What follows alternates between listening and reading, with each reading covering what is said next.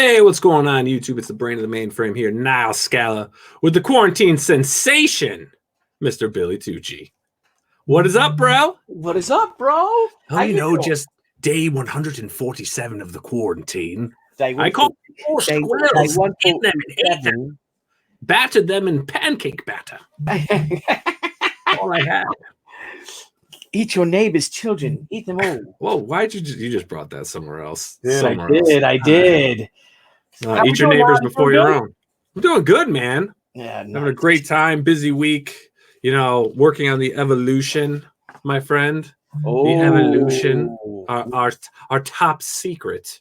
Yes. Evolution. Yes. It's gonna be pretty crazy, huh? Yeah, pretty I know, crazy. man. I'm freaking pumped. I can't wait to announce it. We'll chat after the show. We got to lock in an announcement date. But hey, man, you had a great stream going on. Looks like you're getting some covers out there. Still trying to help the community, help the comic shops.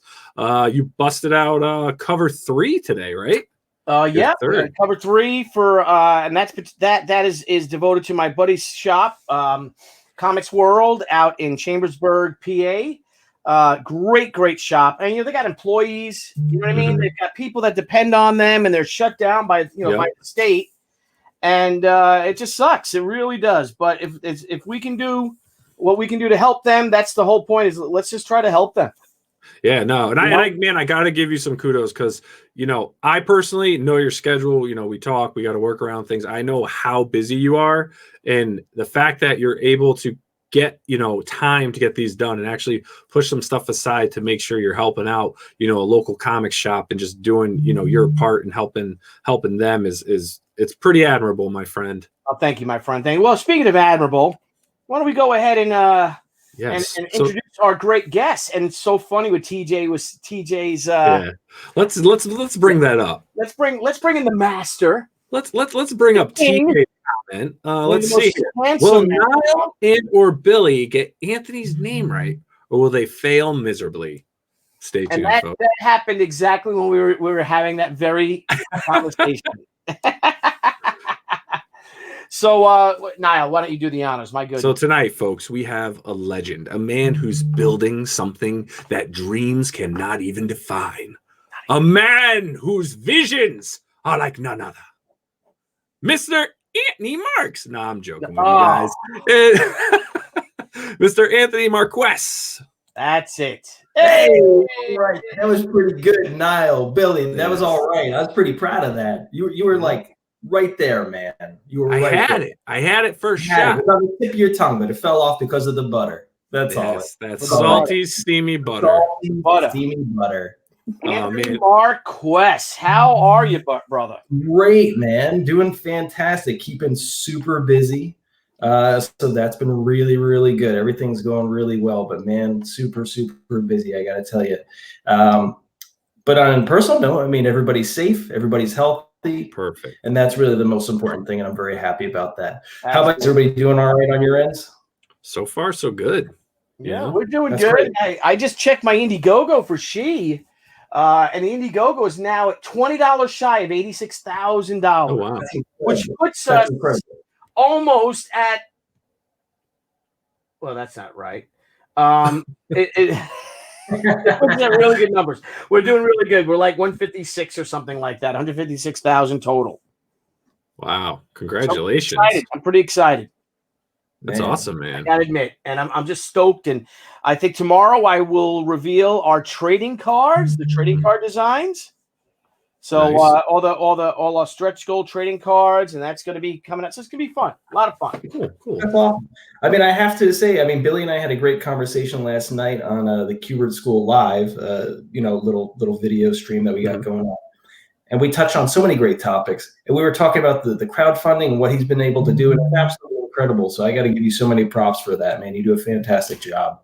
Well, I'm trying, and I learned from the best. I mean, you look at some of our fellows, and you look at everyone from Jimmy was like the godfather of crowdfunding, and really showed everyone the way. But, and that goes to Brian Polito, look at Ethan. Ethan is kicking ass. You look at our friend Dan Fraga. I think he's over 70. Oh yeah, he's crushing it. And then look at Dan Mendoza, is almost at 70 in his first couple of hours. Yeah. Kickstarter. So it's such a crazy just that step, right? That stairway that builds for these creators that are doing, successful campaign after the next and the next and the next. I mean, some of them, their first step's great, their second step goes up a little bit, their third one shoots up, the next one gets close, and I mean, it's unbelievable to see guys, that we're ending at 12, 15,000 to now in 3 hours, hitting 50K. Yeah. Unbelievable. It's a real thing too. I mean, you guys know, and I think that all of your viewers know as well. Look, crowdfunding comics is an incredible way to get your work put out there, create something, and bring it right to your fans or to the people that want to pick these sort of things up. You can even get it out to retailers if you want. Yeah. At the Kubert School, we've actually revamped all of our business courses, and one of the parts that we touch on it is actually crowdfunding. We have the students create their own sort of Kickstarters. We walk them through it, teach them how to put it together, what sort of incentives to put out there. And it's really great stuff because, look, it's a real viable way of getting your product out there and in front of people. So you can make a viable living. Like if you create your system, I mean, you see guys, there are guys doing it. They are literally making living. I got to be honest with you, and working for comics, you make a far better living working for yourself and publishing your own comics through crowdfunding. Yeah. I mean, look at the numbers. I mean, I think with my campaign, I've made more money on just this campaign alone than I've made of all the work I've done with DC for like 6-7 years. And that's just one book. So and as we were talking yesterday, Anthony, create your own stuff to the kids out there, to kids, or just not everyone's kids, to the creators, do your own stuff. Mm-hmm. The next Robert Kirkman is out there. Be that Robert Kirkman. Do your own books. Yeah. I mean, if you that sort of a thing, because part of me is like, wow, should I just go right into just creating something myself and trying to kickstart it or bring it to Indiegogo, all these great platforms that you can bring it to, or do I keep on just kind of pushing the pencil on the characters that are out there? And I think that it's nice if you can find a balance of kind of doing both, especially for new creators. I mean, I think that there's a way that you kind of want to establish yourself a little bit and you get yourself that sort of a name or interest going and a following. And then it's really a great way to launch out into these sort of platforms. I could be wrong. Maybe you guys disagree with that, or, you say, just go for it. Yeah. No, I agree. Yeah. It's because it's not for everyone too. That's another thing. It's a lot of hard work. I was talking to Jimmy Palmiotti, and a bunch of our friends are reaching out to us. Okay, how do I do this? How do I do this? Show me, tell me how to do this. This is what they say. Tell me how to do a Kickstarter. And that's what they say. They don't say Indiegogo. They don't say crowdfunding. How do I do a Kickstarter? And I'm like, oh my God. I'm like, it's a lot of work. I just start to try to tell them how much work it is. And they're like, yeah, well, you can help me with this, right? I'm like, I don't know how much you can help someone with, because it's a lot of work. They got to do it themselves. It is a lot of work. I mean, one of the first things that I ever did, let me see, when I first graduated, and this is also, I know we talked about this already, Billy, and I apologize for always bringing up the same story. First time I met you was when, I had just graduated from the Kubert School. I put together a Kickstarter with a few of the instructors from the school as well. Fernando Ruiz, who's gone on to do a bunch of really successful Kickstarters as well, with Die Kitty Die with Dan Parent. It's been incredible. And we did a book called Epics, and it was an anthology book, and we put it out. We, that really kind of opened up a ton of doors for me. And I got to tell you, I had no following yet whatsoever, and that was great. It was a big success for us. And we just went out there. We brought that book around to comic shops everywhere we could, and we asked them if we could sell it there at their shops, and they were great. I think it's really, this is sort of a job in general. You got to put in a lot of initiative. You really got to get your foot in front of you. You got to do a lot of legwork. And then when you're doing your own publishing and you're doing your own crowdfunding, that kind of thing, it's even more work on top of it. Yeah. So you really got to be ultra aggressive, not to the point that you're obnoxious to people, but aggressive in the sense that you're going to do everything that you can to make sure that your book is a success. You know? Yep. And it is a lot of, it's a lot of work. It's a lot of work, but and the thing too is and when you're doing the marketing for the book, the art department's closed down, and then when you're doing the fulfillment center, the marketing department's closed down. And when you're writing, the art department, so you're literally, for the most of us are doing it, mostly for all of on our own. And you got to partner up with great people and trust them, people you trust, people you like to work with, because it's it's an incredible endeavor. But you know what? It is so worthwhile in my opinion. Yeah, and I mean, oh, go ahead now. I was going to say, especially like, for professionals that have been published and have some fan base to work on, it's definitely an easier transition. Yeah. If you're new, like a student that's just graduated or maybe even in the process, right?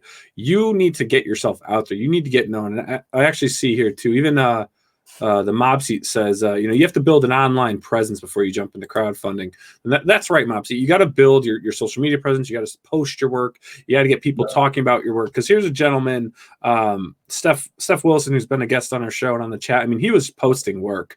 He put your lifestyle to rich and crowdfunders. He was posting his work. Now he's doing covers for people. And that's the same with crowdfunding. Get people out there, post your characters up, lead into it. Like, just start posting your characters, and then start posting that, hey, these characters actually have a story, and hey, you like my work and this and that, and people are asking me to do commissions and blah, blah, blah, and then next thing you let them know that, hey, I'm going to have a book come out, and they're building up that following. It may not be much.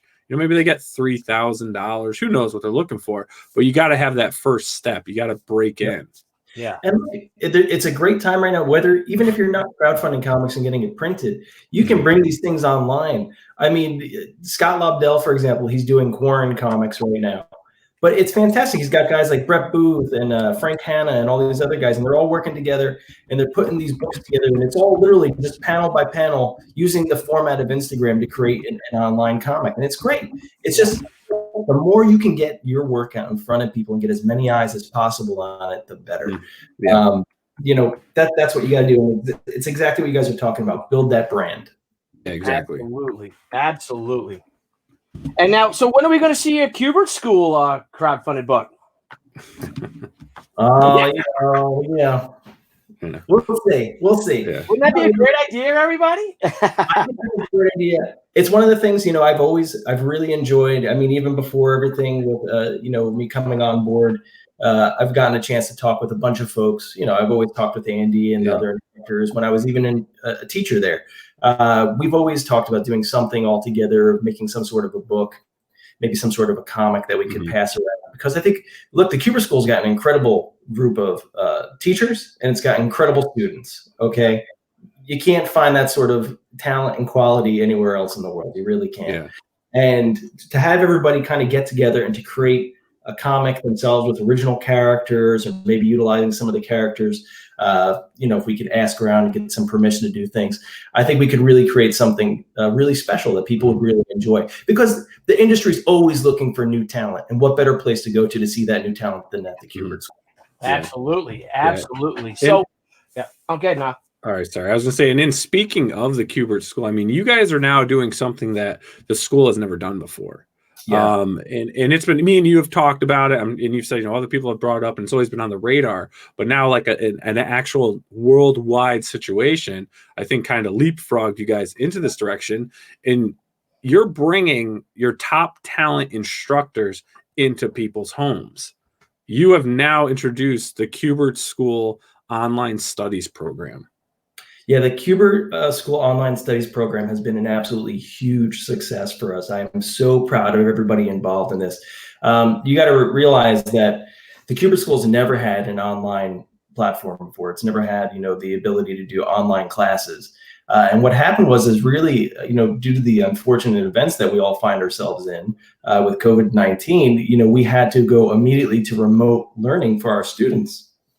So now when I tell you that this was a crash course in learning how to do it and putting something together, I don't think that that's a bad thing to say. We all worked really hard, though, to make sure that we found the best way of doing it.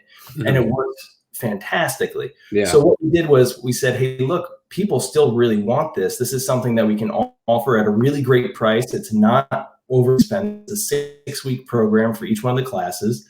And you get to learn with some of our fantastic instructors. We've got Tom Mandrake, we have Sergio Cariello, we have Taylor Esposito teaching lettering, we have Hi-Fi Color, the coloring company. They're teaching color. Brian and Christy Miller. We have, it's Amy Chu's teaching writing. Erica Schultz is teaching writing. It's absolutely incredible. And then we have huge announcements coming up. for June. I'm so excited for that, for what we're going to be able to offer with the online summer sessions, which are coming up. And it's going to be really, really cool. And we have even bigger plans for that moving forward. Yeah. You know what's amazing, and I love this, is, you know, in the morning I go through my Facebook feeds or whatnot, probably like most people, just kind of scroll through, and it's neat seeing some creators are taking the courses. Yeah. It's so cool. It's like, oh, you know, I'm all right. It's like up, you know, an hour and a half working on my course for the Kubert School online. And first I was like, oh, they're the instructor. But then I realized, oh, no, wait, they're taking the course.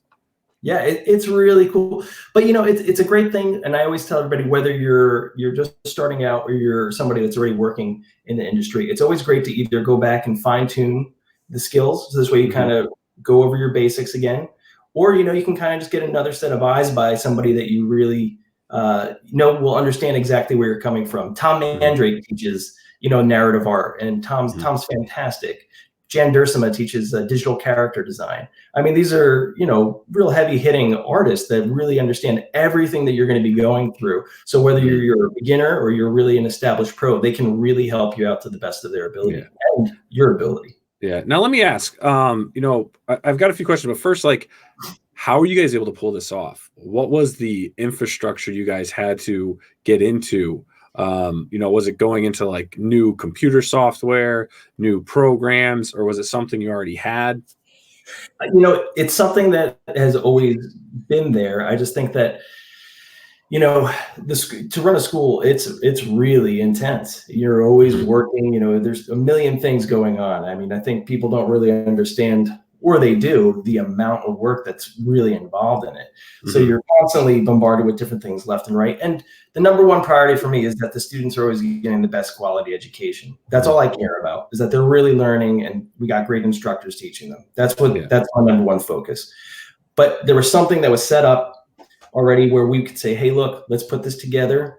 And then also give the students real interaction. We also limit the size of the classes, no more than 10. We want it to only be 10 students per digital class. That's great. That's great. So this way you get real interaction with the instructor. The instructor can keep up, and he's got a very small. That's wonderful. That's wonderful. So it's just been fantastic, and it's live. You're able to interact with the instructors. These aren't recorded videos. These are actually live classes.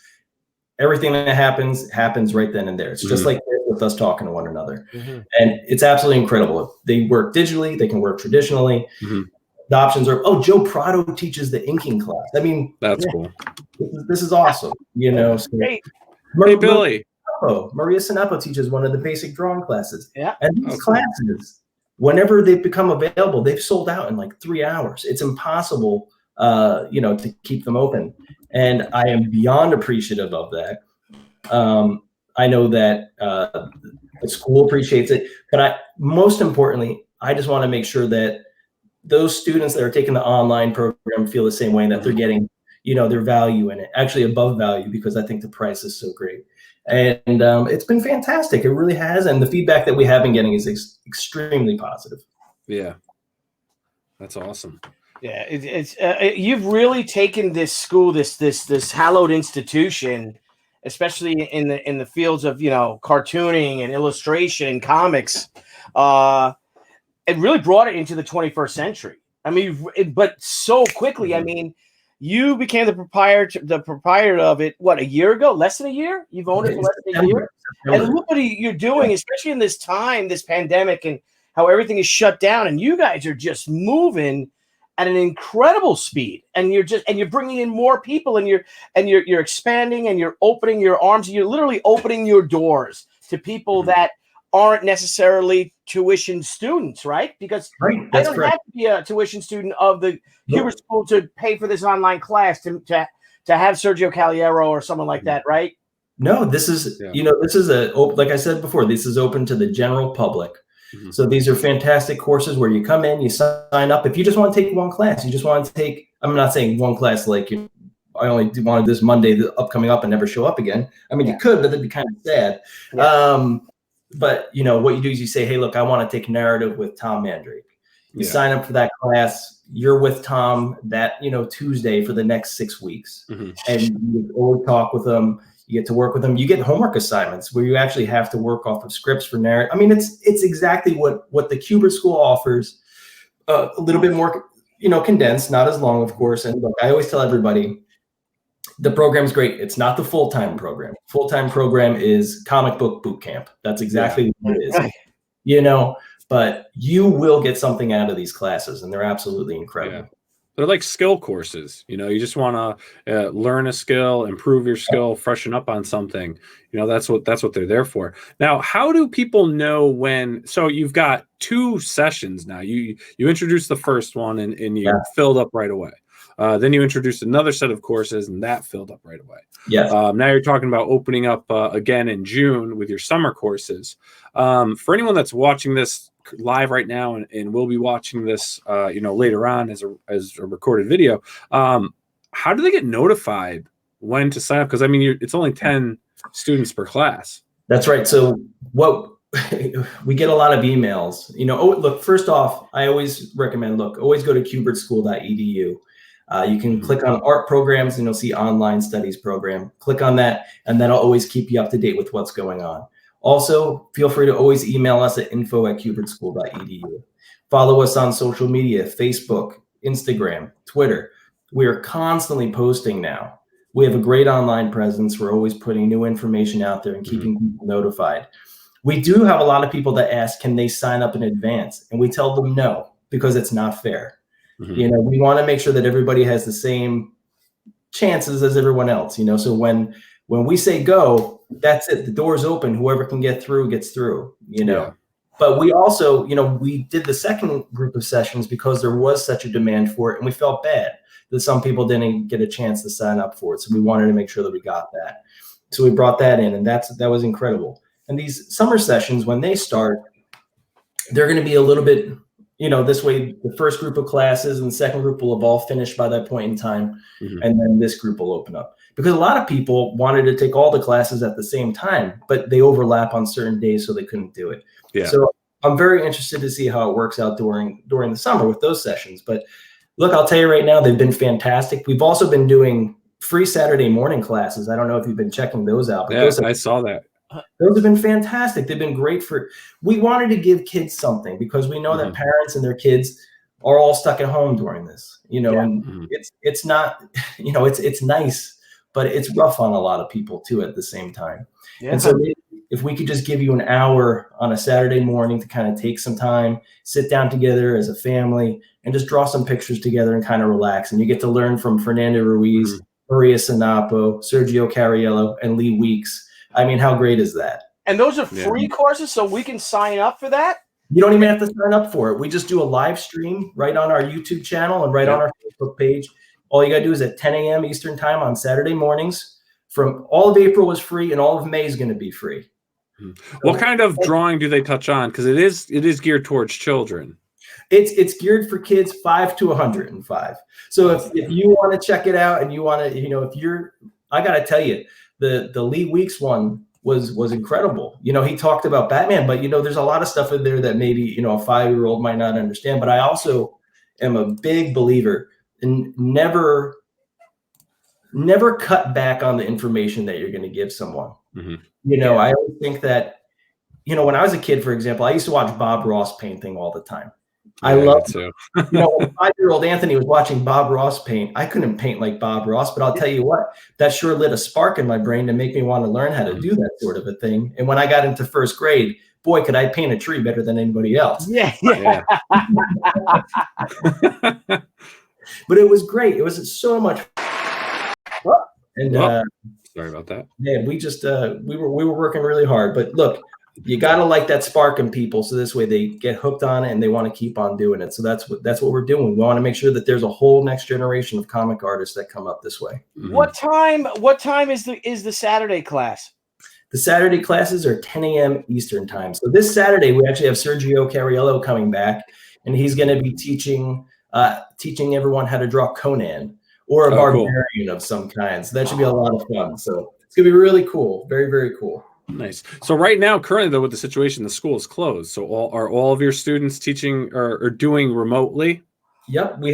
Everyone is learning remotely right now.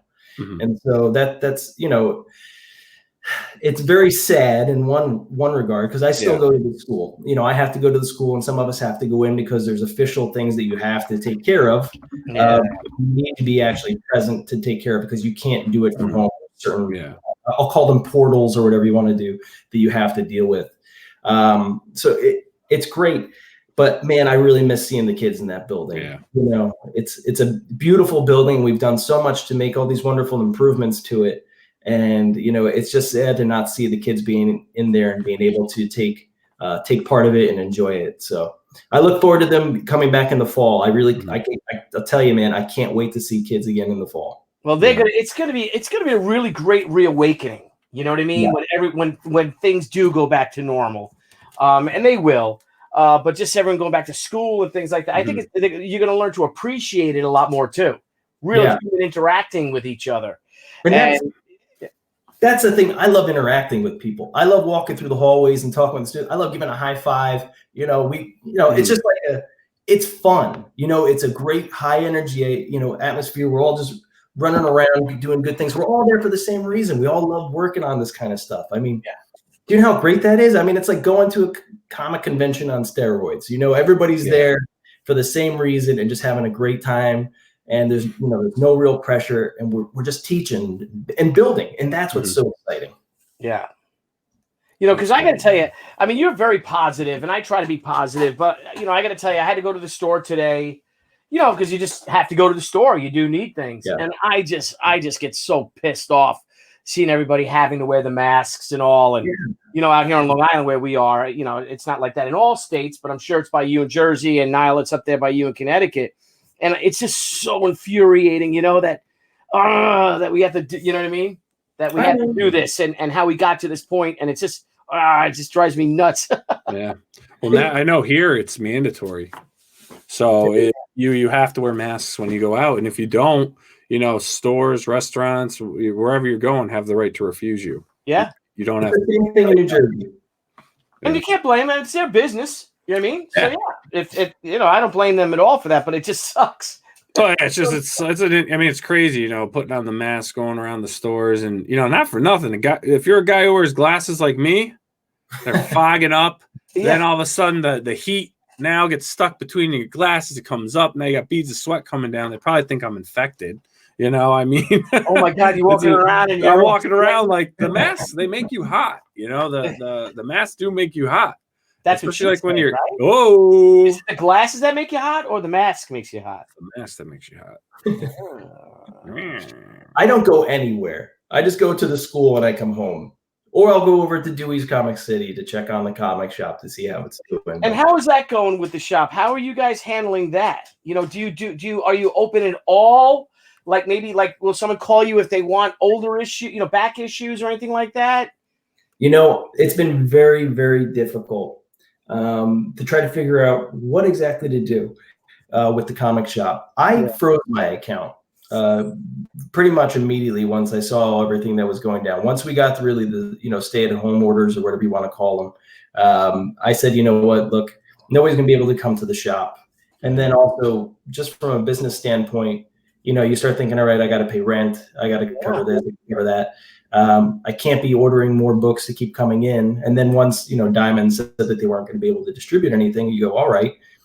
So I just don't, and I know people will disagree with me, but I just don't know if I see the amount of money coming in that would be needed to keep on kind of going. You know what I mean? It's Yeah. So, I mean, yes, we've been doing stuff on eBay. We're going to do a few little things here and there just to see how it works out. But, right now it's really a wait and see approach. And, I know that DC decided to start putting books out again, but, I said, I canceled the orders. I dropped them to zero because look, man, people, if they're not going to be coming in droves, unfortunately from just a pure business aspect, I don't think that it's a smart move to be ordering product at this time. Yeah. No, how do you feel? I'm sorry, Nile. Okay, sorry. No, I was saying it makes perfect sense. I mean, and then Billy, I was going to lead into, I don't know if you were, with DC and their self-distribution. I mean, are you signed up with them, those distributors now, or are you still just waiting for Diamond? look, I always think that it's nice to have a little bit of competition in anything. Yeah. You know, so I'm always open to seeing what's out there, you know, and who can really help the retailer the most. But, you know, whatever we can do to kind of get these books out in front of people again is a good thing. You know, so once we start seeing that we can kind of get back to the way of, you know, having people come on in and whatever shape that is. But once we can kind of get stuff moving around again and getting these comics to people and into their hands, I think that's a good thing. Yeah. How do you feel about the message that the Big Two had sent when they did give out their pencils down order? It's really how sad. do you feel about something like that? I think it's really sad, you know, because then you look at companies like Dynamite who have been great and they've kept a lot of their creatives working. Yeah, I think that's a really great thing that Nick Barucci did. You know, that's really important. A lot of these guys, you know, freelancers, I got to tell you, you know, a lot of them aren't working for a ton of the money. They're doing it because they really love this work. Art, how are you, sir? Good, great to see you, man. And so, you know, it's sad to hear that. You know, I would expect that a company that's backed by Disney or, you know, something like that would be able to keep freelancers going. Well, you heard my rant yesterday, and I apologize if I went a little, you know, I was. No, you're fantastic. It's sad, though. You know, it's just, look, I always tell everybody, look, man, I don't know what, it's hard to say what it's like to be in somebody else's shoes, too. Yeah. You know, so I don't know what they're looking at, what's really going on behind the scenes at DC and Marvel. I think DC's kept everyone working, if I recall correctly. I could that's be great. But, you know, look, whatever you can do to keep people working, and that's another thing that I really believe in, and that's why I love what these online courses that we've been doing at the school is we've been able to get more people working, and I think that's a great thing. I really, you know, I've made a lot of really good friends in this industry. And I really care about the people that I've come into contact with here, and I want to keep everybody working for forever, you know. So whatever we can do. But yeah, I wonder how many artists though actually are pencils down, or if it's more like certain projects were kind of like put on pause.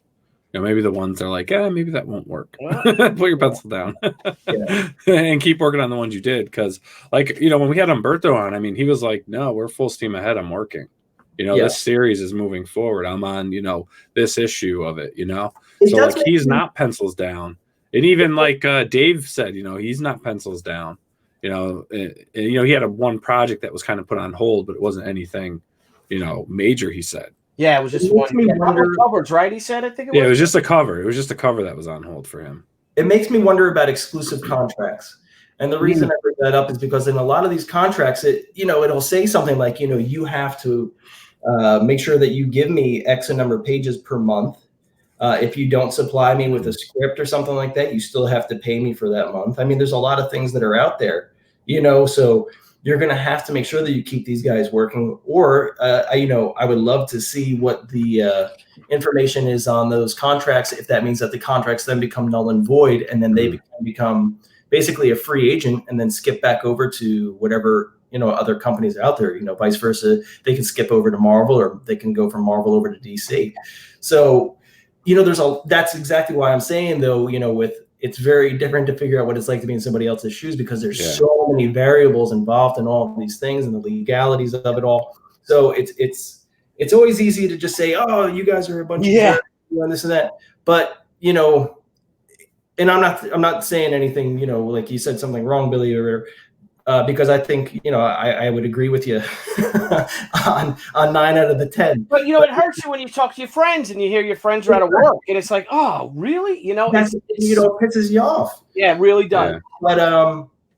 But there's so many moving parts to it all, and I know you guys all know this, but for even the viewers that are listening, there's so many moving parts, and it's just interesting to see how it all is going to shake out. I think, you know, especially with the crowdfunding and everything, we are, though, at a point where we're going to see a lot of these artists that maybe had to put those pencils down, pick them right back up again and start working on their own creator-owned projects and doing some really great stuff. So I think you're going to see a great dawning of a lot of really new projects, new comic books.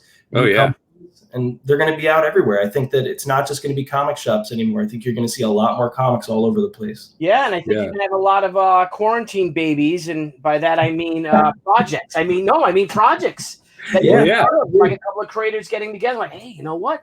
Well, now we got this time. Why don't we work on this? And some secret projects that maybe, launching in the fall or something that guys are, guys and gals are working on now. If their current books are put on hold, a lot of creativity comes out of adversity. You know that the best creativity comes out of that. I mean, look at the Great Depression. We all know that story. The greatest comic characters ever created came out of the Depression and a World War. Look at who came out of it. I mean, all the characters that we really all love, all the characters that we got into this industry because we love them. Your Superman, your Batman, your Wonder Woman. Then you move on into the, your 60s and whatnot. Then Spider-Man, the Fantastic Four, all those sort of characters.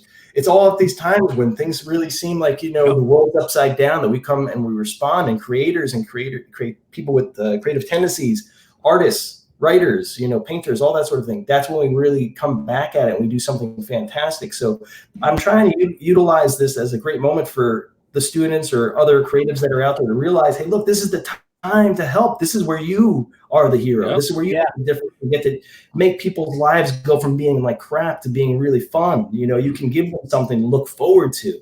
Being an artist or a creative is one of the most important things in the world, at least in my eyes. Because you can really change somebody's entire life just by drawing.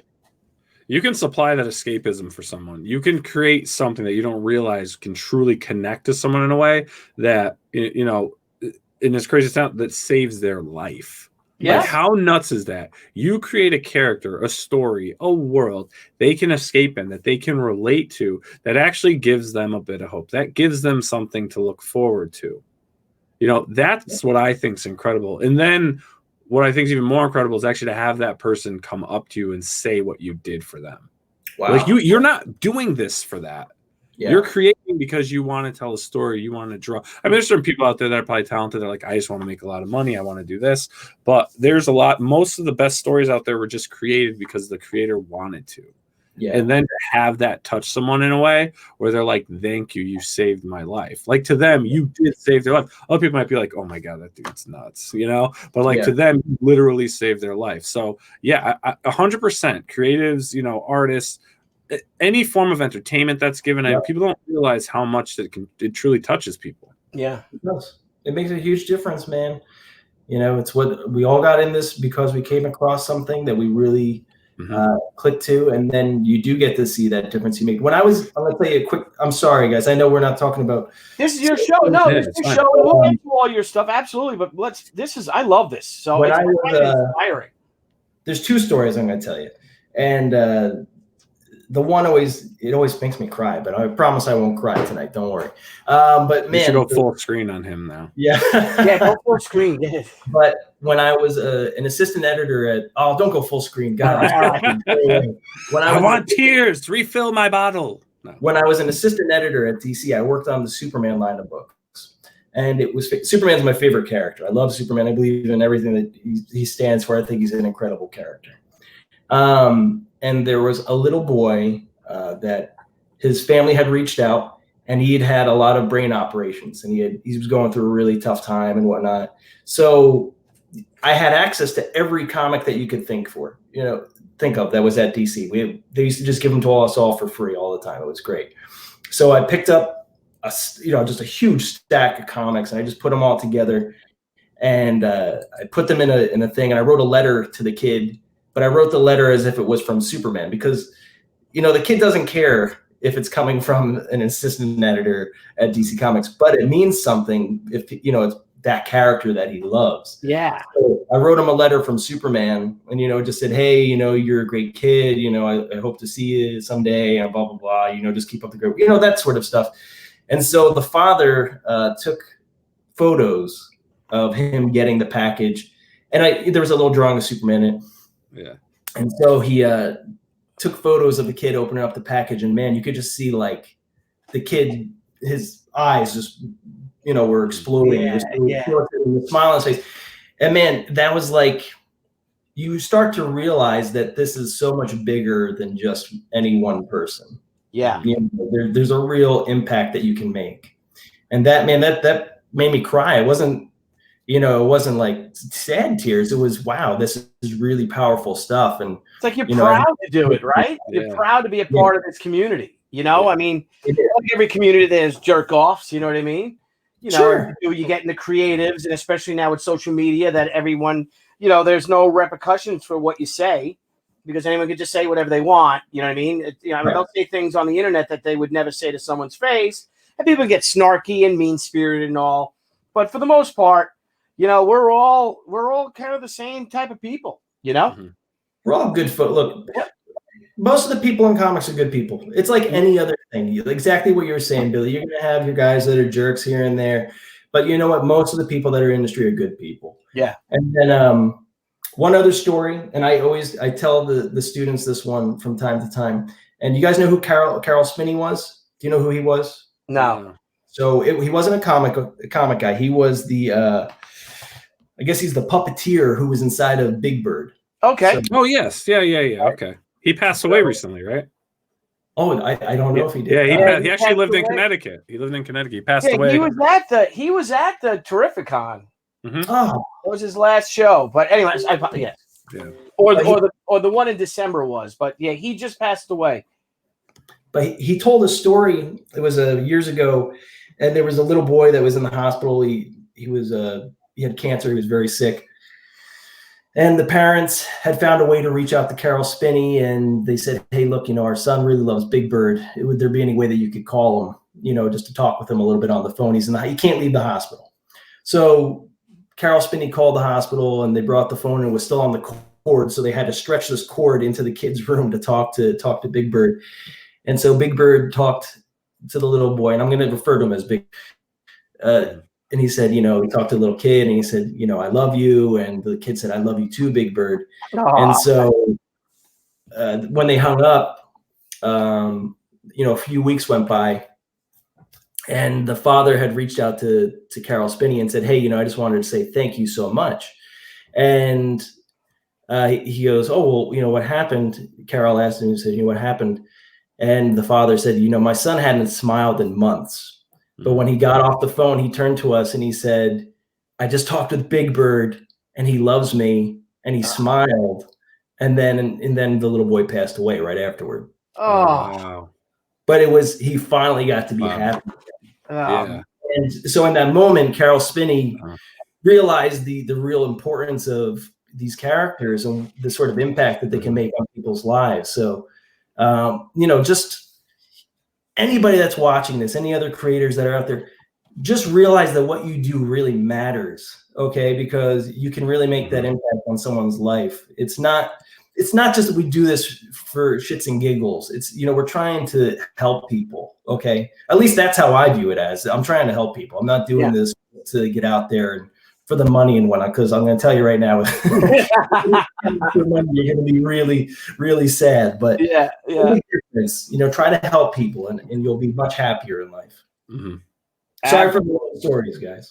No, that's great. I'm just choking back the tears right now.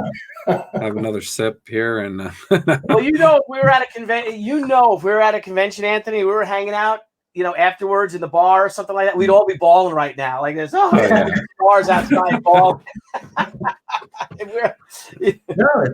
I'll tell you, man, the first time I read that story, I had to get up. I had to walk around the house. You know, I'm like the Dick Vermeil of comic artists. I cry at everything. Yeah.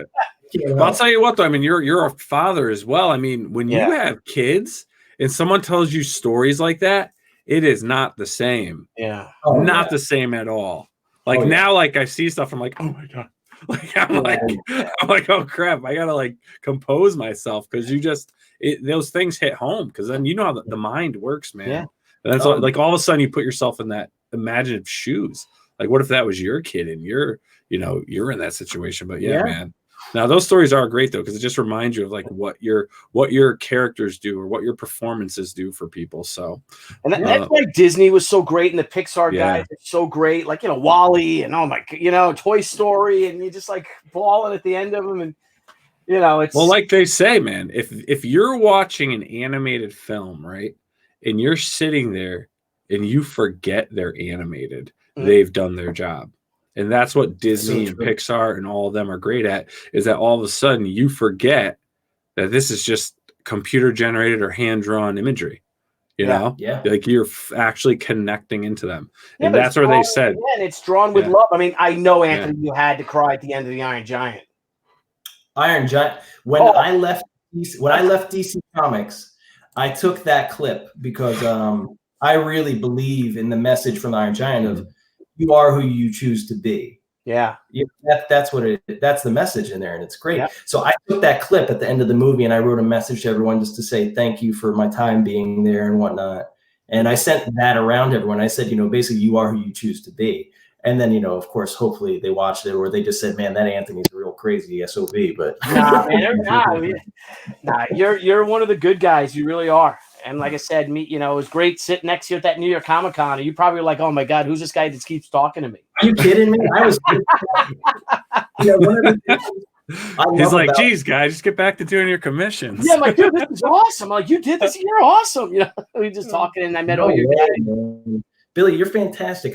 I am such a, look, I make no, I never think, I was saying to Nile in the beginning, I'm a realist, man. It's like, look, I know I'm not the biggest guy out there, and I love being able to talk with other artists that I really admire and be involved with them and really get behind them and help support and do different things. And look, I'll always appreciate incredible artists that are out there. So anytime, having a Billy Tucci next to you, coming over and telling you that they like your artwork, that means a lot.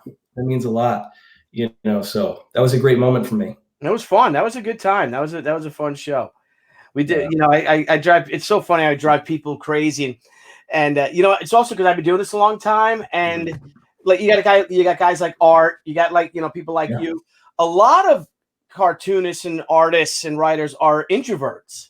Yes, you know what I mean. So once you get to like me and Jimmy Palmiotti and Brian Polito, and you get Ethan, like, wow, what's up? You know what I mean? How you know what I mean? Type of thing. People like.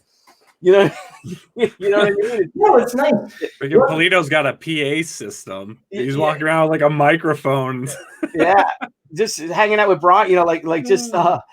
Brian was next to me at New York Comic Con, and we just had a pisser. It was so much fun. And then we're just little kids. We really are just kids. We all revert back to being 12 years old again because it's just so much fun. You're at a comic convention, and you're living your dream of pursuing what you love most in the world as a career, and then so's your buddy doing it. The same thing. And you're like, how awesome is this? It's the best thing in the world. You realize we get to play for life. Like this is what we do. I've told the students before when I was an instructor, even I used to say, I'll never forget. It was winter, it was cold, and there was a guy working outside. I made the students get up. I say, go look outside the window right now. Look at that guy that's working. And I was like, look, I get that what we do is work. I get that it's hard, but man, how lucky are we that we get to sit in these comfortable chairs. I'm literally grabbing my chair right now. It's hilarious. And we get to cuss out a piece of paper. Because, Superman doesn't look right, or the Green Hornet doesn't look right, or this and that. But man, what a lucky life we have. And I thank God every single day for it, man. I really do. Absolutely. So what's on your desk right now? I got a page right now for Green Hornet for the new series. I'm literally got one panel that I got to finish because, man, is this panel just making me angry? Oh, dude, I know, right? Doesn't it?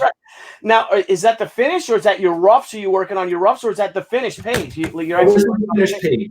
So that's worse, right? Because you're like, And it's funny because I do. I'm a crazy person with how I work, or maybe I'm not. Maybe, who knows? But what I do is I work on a lot of different layers, and then if you can see my my board, let me see if I can turn this a little bit. My office is a little bit of a mess. So these are just random notes, so don't worry about that. But I got this board right here with some panels on it. So what I did was DC Comics. Don't forget, with Dewey's Comic City, I have a really a great time. I get to get all these different things from the companies. And so I ordered their big display, their light up display. But what I realized is that their giant light up display would make a wonderful giant light box. So what I did was I put it down on my board, and now, boom, man, I could It's like the sun. It's the wonderful. whole damn table is a light box. Nice. Table there. Oh, that's nice. So it's incredible. So when you're working on a double page spread or something like that, it's great. You just pop it right on there and you can do it real easily. But yeah, I'm working on this page. I'm working on Green Hornet. It's supposed to come out in June. I don't know if it's going to come out in June anymore or not, because I'm sure that there's a real major backlog of stuff going on. But it's a really fun book. Scott Lobdell's writing it. Nice. Tell him I said hello. I got a text. I love that. I want to, so what is that he's doing? Because I text Scott and talk to him a lot, but since the quarantine, I've been really hyper focused. Plus, with the She book, I've been working on that, and then the new book that we're doing through Dynamite too. So what is he doing, Scott? Talk about Scott Lobdell. What's he doing? He's been working on, let's see, Red Hood. I think. What's he doing with that quarantine book or something with a panel? Working with Brett Booth and stuff. Yeah, so he's doing a thing called Kubert Comics. Check it out on Instagram. I'm going to give him a nice big plug, but it's fantastic. It's really cool stuff. And what he's doing is he's actually writing and drawing, in Scott Lobdell style, his continuation of the X-Men, which is really cool. I think it's a lot of fun. Yeah. And, he adds a little bit more humor to it, but it's really, really enjoyable. I look forward to it. And then he's got Brett Booth working on one. Frank Hanna's doing some different stuff. But yeah, check it out on Instagram at Kubert Comics. And I think that you guys will really enjoy it. I think there's some really cool stuff there. I can't wait to check it out. Can't wait to. That's great. That's awesome. Now, who's publishing the Green Hornet book? Green Hornet's coming out from Dynamite. That's also I wanted to say. I just want to do a quick shout out to my collaborators on the book. So Scott, of course, is writing it. I'm penciling. Jay Bone, who's just a magician, not only as an inker but also as an artist, as penciler as well. The guy's fantastic. He's inking the pages, and then we've got the incredible Taylor Esposito, who's doing the lettering on it as well. So it's really a great team. I'm even coloring it too, which is going to be wow. Yeah. Wow. But it's only one color, guys. Trust me. You don't want me doing anything too crazy, but it's a lot of fun. It's one color. It's a one color comic, like a green and white comic or something? Or? That's exactly what it is. Dude, that's exactly awesome. That is awesome. Yeah, so that's page 5. Hey, Nile, can you go to page 1 and I'll walk you through it if you want? Yeah, please. Which one was that? Which one was page 5? The page 5 is the one where you just posted with the. Oh, this way right here. That's page 4. All right. Why is the other one? Pull my finger. Yes. Why is the other one coming up? Come on. Hang on. Come on now. Page 1 is like it's a lot of that's pages 2 and 3. These are the only pages I have. Do you have the first one? What's that? I've got the 3 I just posted are the ones I have. Oh, rats of rats. Yeah. Well, here. Yeah, let's go back. Let's tell us what's going on. Give me 1 second. Let me see really fast. I think you can share your screen if you've got the images.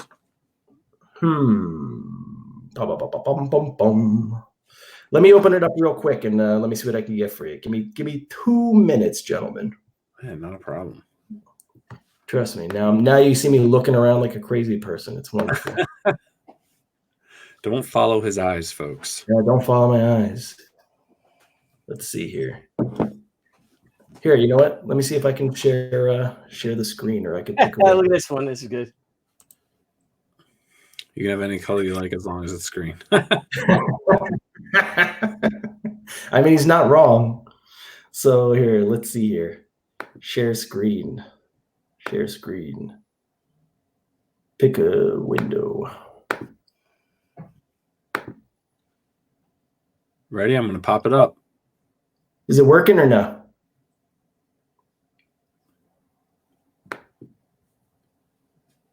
It went away. Oh. No, what happened? You disengaged it. Disengage. I give up. Here, you know what? Just start with page 2. It's all right. Don't worry about it. I can walk you guys. The page 1, I'll give you guys a setup. It's a page 1 is very dark, and then what you see is just kind of light beams shooting through this really dark space, and then you realize that it's actually bullet holes, and then you see that somebody starts peeking their eye through, and then you see a little bit of a mask, and then it cuts to page 2 and 3, and you have this fellow this lovely sergeant who is a rock of a man. He's out there, and he's yelling to go over to that barn and blow it to Kingdom Come. So it's some really cool stuff, and the title of this issue is The End. So it's pretty cool. It's going to be a lot of fun, and I got to play around with the clouds. And then we cut to, so that's 2 and 3. Then we go to page 4, and this is just, I didn't want to do a full reveal yet of the characters, So you see that Green Hornet and Kato are having a conversation, and they're going back and forth about, like, Green Hornet's telling Kato, you should really give yourself up. And Kato's like, there's no way. If we're going out, we're going out together. And then Green Hornet's like, look, this is the most important thing in the world. We have to protect this. Then Kato's like, all right. And then you see this little hand reach up, and it touches Green Hornet's finger. And then he moves down, and he gives it a kiss on the forehead. And then it goes to the big reveal, and Green Hornet's then let's go after these mother efforts. Nice. And Kato are ready to go. So it's a really cool story. That baby has some really cool things going on with it that are very cool. So very, very excited. The art's awesome, man. Love your style. Thanks. Where are they? Are they in Europe? Is it during the war or something? Like, what's the? No. So the story, it's really cool. Dynamite's been fantastic because they're really giving us a lot of freedom to do what we want to do with these characters. So what Scott and I wanted to do was we wanted to do something very similar to what they did with Batman, the animated series, where basically it's a timeless story. So we're taking different elements from different things and putting them all in there and just having a great time with it. So I don't want people to have to worry about, is this then, or this is then, or now, or whatever. Yeah. No, we're just going to have a great time. We're going to have a lot of fun. It's going to be really big action. We wanted to create some brand new villains for the character because the Green Hornet doesn't have he doesn't have a real rogues gallery. So we've gone in and we've created brand new characters that are really fun, really exciting, really scary. We have one guy he's called the Astronaut. And basically, he's just like a rotting corpse that survives inside of a stasis suit, and he's terrifying. He's great though, and he wants that baby because he thinks that it can keep him alive. We have so many. There's one guy. It's like a Steve Ditko villain. We call it. That was our inspiration for it. He's like a puzzler, and he can basically warp reality and make it really cool. And it's going to be such a fun book. And I can't wait for people to go out and be able to pick it up and read it because I think that you're really going to enjoy it. Because, man, I got to tell you, I'm having a great time doing it. Awesome. I got to ask you, if you don't mind me. My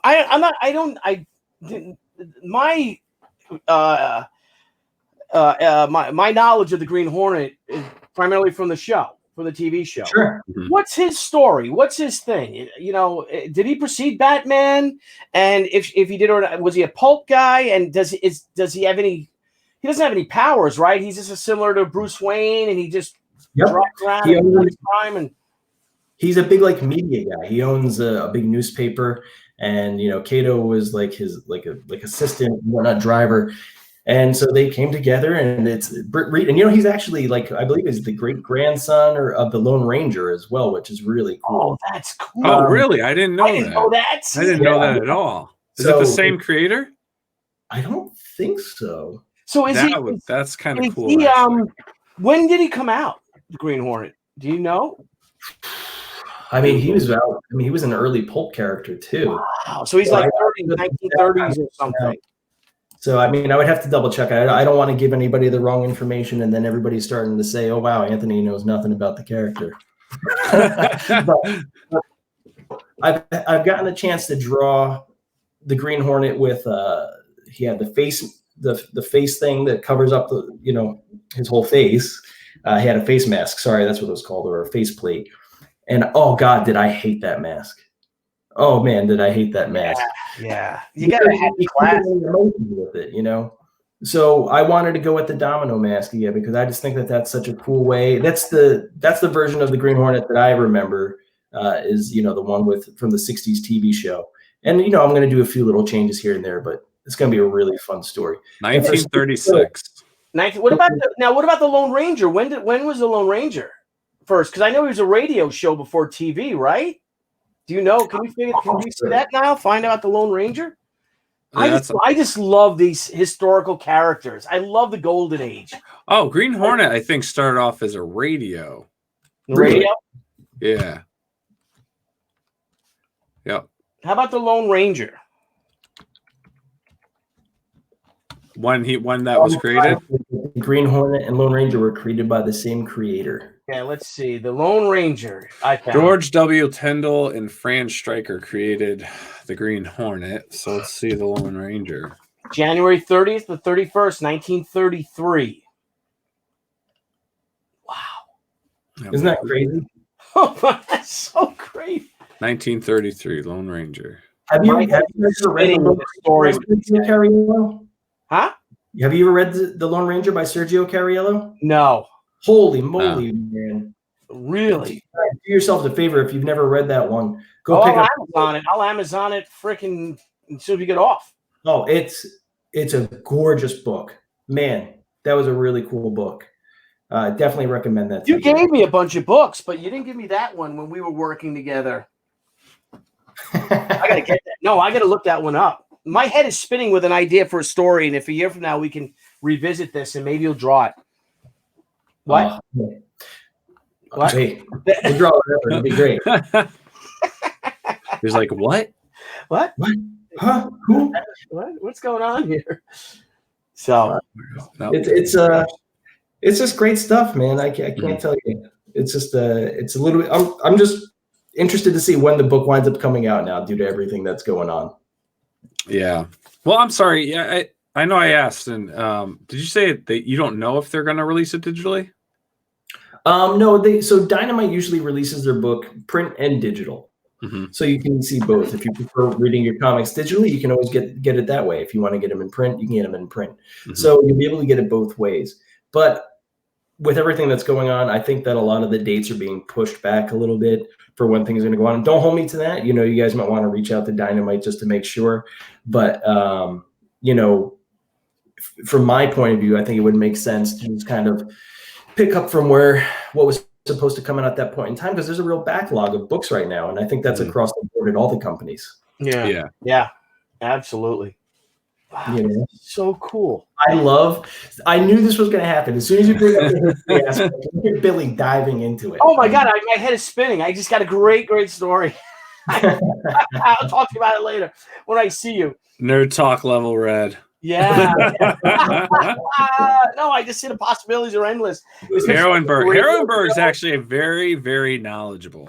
Same creators, Lone Ranger, Green Hornet, and Sergeant Preston of the Yukon. Who's Sergeant Preston of the Yukon? I haven't heard of Sergeant Fran? Is Fran or is it George? What did he say? That? Oh, it's George. Okay, so George. Sergeant Preston of the Yukon. Yeah, that's Sergeant Preston of the Yukon. I think it should sound like a very WXYZ, and an example of the Northern genre story. The series was first heard on January 3rd, 1939. The title changed from Challenge of the Yukon to Sergeant Preston of the Yukon in September 1950 and remained under the name through the end of the series and into the television adaptation. And this just in. Funny story. The radio program had Kato be his Japanese valet. However, after Pearl Harbor, they changed him to be a Filipino. Who were on our side fighting the Japanese in the Filipino Islands. Wow. Preston, according to radio historian, I forgot the pork friend. First joined the Royal Canadian Mounted Police to capture his father's killer. And when he was successful, he was promoted to sergeant. It's sergeant. When he was promoted to sergeant. That's how that you got that, Anthony? Preston worked under the command of Inspector Conrad, and in the early years was often assisted by a French-Canadian guide named Pierre. During the course of the series, Preston successfully puts down a rebellion and captures assassins. Each episode has him battling a new crisis, whether it be tracking down a murderer, a gang of thieves, or claim-jumping miners. Fun stuff. Then it goes to Yukon King. Oh my God, I just love this stuff. Oh, Lord in heaven, Lord. All right, Anthony, so what are you doing tonight? You go to bed after you get off with us? I got to finish this silly panel, but I'm probably going to go to bed. That's funny. You know what, though? Like, me and Billy was like, what are you going to do? You know what? I'm going to go to bed. I'm going to do this and that. And then it's like somehow like at like 12:30 or even later, like a text comes through. Oh, my God, yeah. What are you doing? I'm still working. It's, man, I got to tell you, my days are absolutely filled. I mean, it just from from the moment I wake up, I come down, I eat immediately, and then I drink a cup of coffee, and then it just straight starts. My days just go as soon as it hit the ground running. And look, I love it. I'm not complaining about it. I'll tell you that. But everything is really crammed in there, and you have to really figure out every single second that you're going to do. And look, man, I love it. I have the best life in the world. I'll tell you that. I am so thankful every single day. I mean, I've done every job you could think of, and not just in last year. I mean, I was doing a bunch of different stuff. I was doing construction work. At the same time, I was in the process of we were doing closing the deal on everything on the school.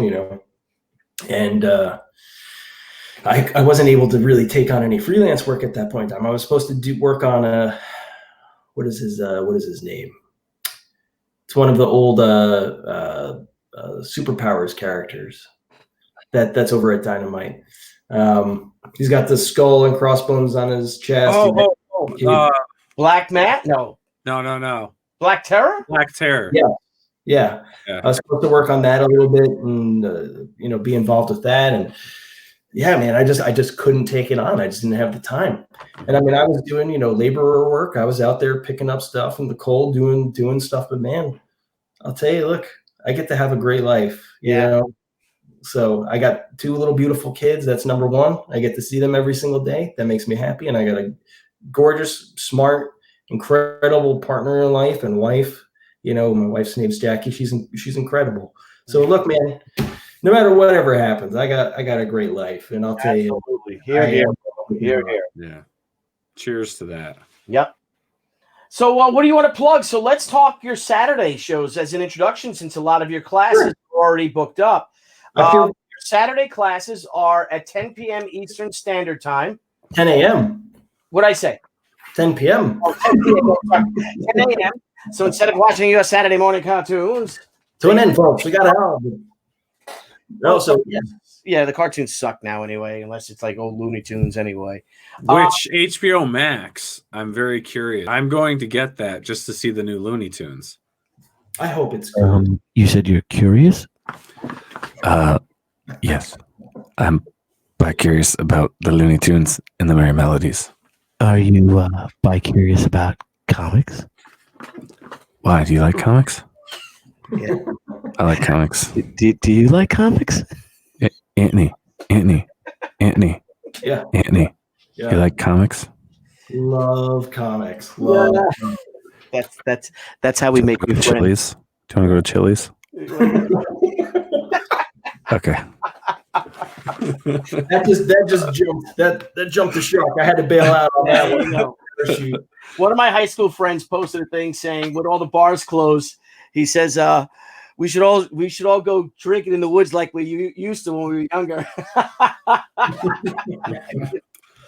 So anyway, those were the days, huh, Billy? Days drinking in the woods, man, behind the cemetery. Heck yes. Hell yeah, we used to do that too, right on the Connecticut River.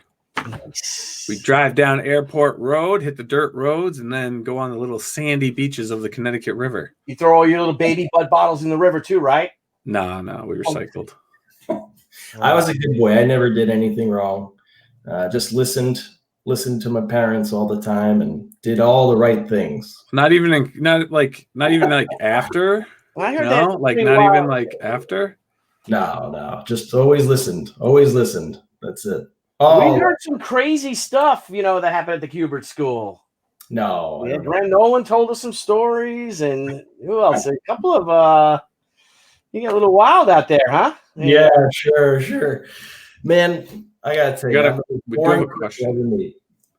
We have one question here from Comics Legends at Crowdfunding Comics. Question for the Kubert School: any thoughts on starting self-paced online classes with videos? That's a really good question. I like the experience of being able to interact with someone live. I think that's really great.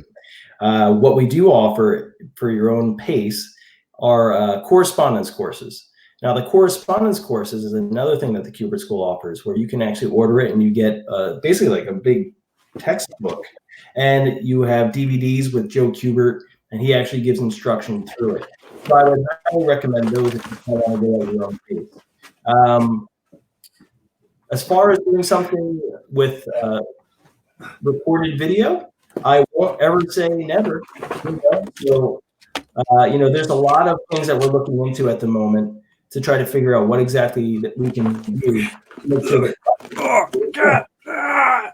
There they are. Jeez Louise. Now, Anthony, are those under your charge now? Those books, those courses? Yep, it's like 500 pounds. Yeah. So what you do is the Kubert School also has an incredible the Joe Kubert art store. I don't know if you've ever checked that out before. No, I don't know. It's incredible. Any art supply that you need, you can get from the Joe Kubert art store.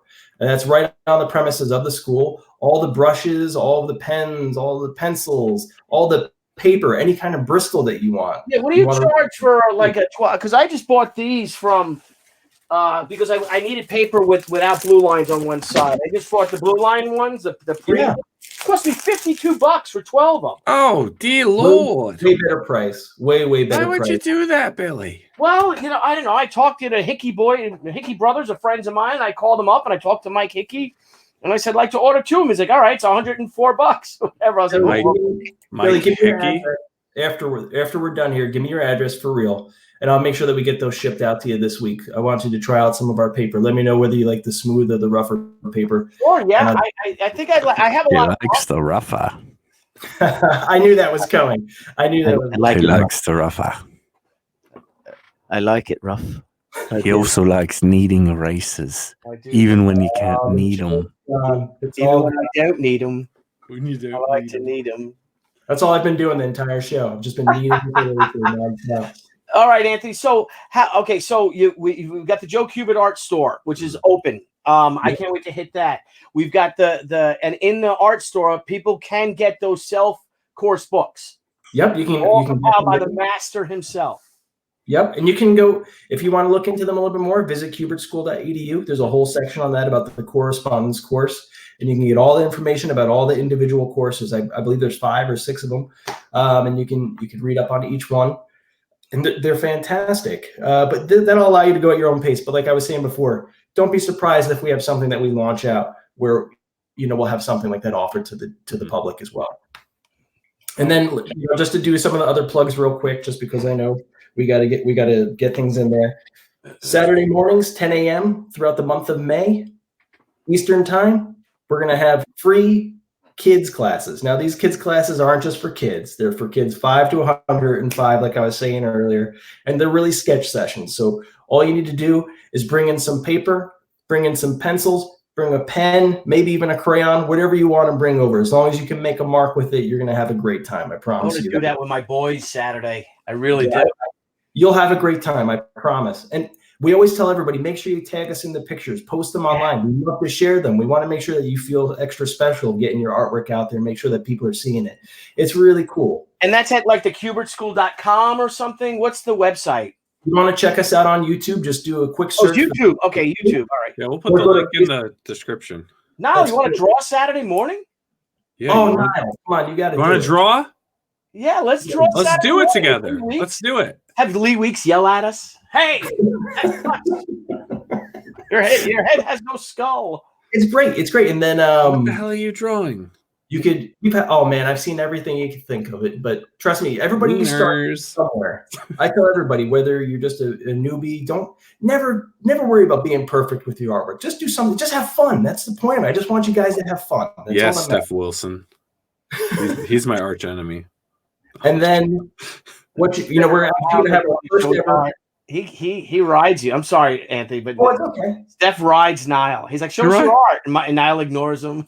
Oh yeah, Nile won't show his art. He's like, and he's like, he won't show his art. Nope, I won't show it. Sorry, Anthony. No, you're never. No need not to Steph Wilson. And then this Saturday at 1 p.m. Eastern time, we're going to have our first ever virtual open house. So we usually have an open house, where everybody can come on in and walk through, but unfortunately we can't do that. So what we're going to have is a virtual open house. It's at 1 p.m. Eastern time. We're going to have special guests Lee Weeks, Andy Kubert, and we're going to reach out to a few other folks as well to get them involved.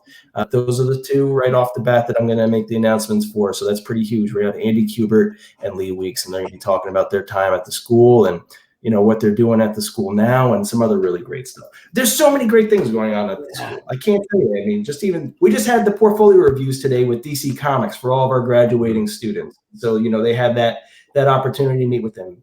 For all the third-year students, we give them an opportunity to meet with a bunch of companies. So this way they can get the portfolio reviews and hopefully they start getting work right out the gate. Dynamite was fantastic with giving them sketch cards to do Red Sonja. I mean, we're really pushing to keep these guys busy nonstop. And, it never ends. And we're doing our best. That's all I can tell you. Now, you guys, you landed the first interview with Dan DiDio. I don't know if it was the first or it may have been the second. I remember seeing something where somebody said that they may have done one too, but I was like, that's cool. Whatever. But yeah, we also do an interview series throughout the week. It's usually at 8:30 on we usually do them on Tuesdays or Thursdays, and they've been great. We've had some really great guests. We've had Klaus Janson, Lee Weeks, we've had Dan DiDio. Billy's been on there. I mean, we've had Scott Lobdell. We've done a lot of great folks, and they've been really great, great things. And you learn a lot about stuff. Somebody referred to it as the Dateline of comic interview shows, which made it really hard. But we just talk. It's a lot of stuff that you might take for granted, and having talked about. But people always want to know how you broke in. What's your work-life balance, and things like that, and what type of a pencil do you use? It's a lot of the basic type stuff, and then we really get into a lot of other things. But it's stuff that a lot of young artists, they want to know because it's really important to them because they try to find that thing that hey, this person's a little bit like me, or maybe there's something that I can learn from them and I can apply to my own personal situation that I'm going through. And I think that's really important. So I know it can be tiring at times answering the same sort of questions, but it helps a lot of people. Mm-hmm. That's wonderful. Anthony, you're doing a really great thing. You really are for the entire industry. I'm trying.